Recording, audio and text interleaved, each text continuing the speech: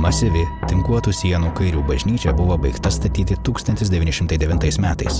Karius užėmę sovietų kareiviai nusiaubė ne tik bažnyčią. Po karo Šventojoje žemėje įsikūrė tankų dalinys. Aukšti maldos namų mūrai tapo tankistų taikiniu. Šaudyta uoliai, tol kol neliko nė plytos. Liudininkas tik šis kunigo namas, kurs per stebuklą išliko jame įtaisius dalinio štabą.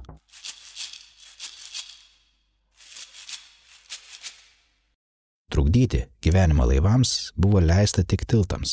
Stariškių kaimo tiltas buvo paskutinis 25 km kanalo tiesėje.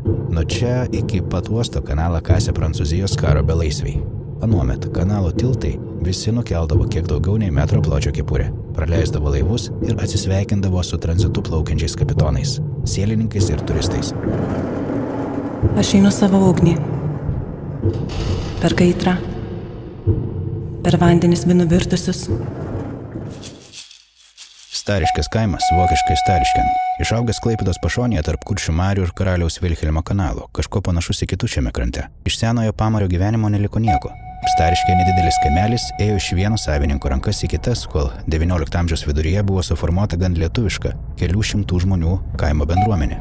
Vietiniai džiaugiasi, kad smėlėtame take juos aplanko ne tik vakaris vėjas ir paukščiai, bet ir gyvi žmonės retkarčiais užklysta.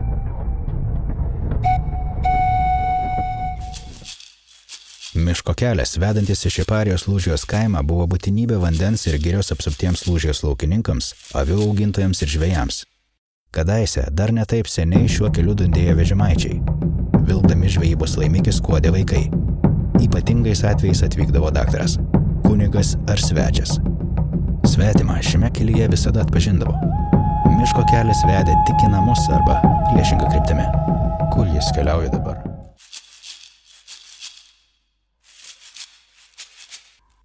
Nei per vėlines, nei amžinybės sekmadienį šie kapeliai nepaskęsta šiltoje žvakių šviesoje.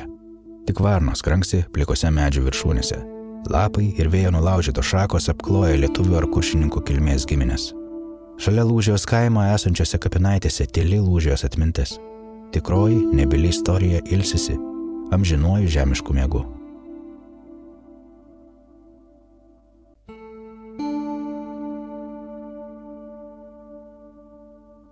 Šiš, kur dabar ošia giria ir šlama nendrynai, kadaise buvo Lūžijos, vokiškai Šeferiai kaimas. XIX amžiaus viduryje Lūžijoje buvo 132 gyventojai ir 15 sodybų, kuriuose sakoma kalbėta vien lietuviškai. Dabar šioje vietoje tėvynę saugoti ir ginti mokosi Lietuvos kariškiai.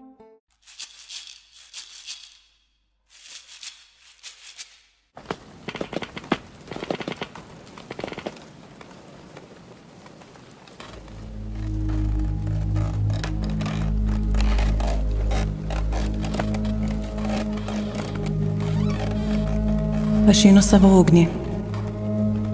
Per kaitrą. Per vandenis vinu virtusius. Per rojaus nendrynus. Saujoje gniaužtus linus ėmė lesti suskridę juodvarniai. Vandens purslose su kumščiu burnoj murgdydamas galvą laukiau, kada prasivers kaukolė ir savo vietoje smiltys. O linai sudygs, žels ir auks. Ir tapsi nauja derlinga žemė. Kaip stiebės klusnės lelijos. Ir mano šakos išnirsi paviršius, o šaknys giliai per mane. Manimi.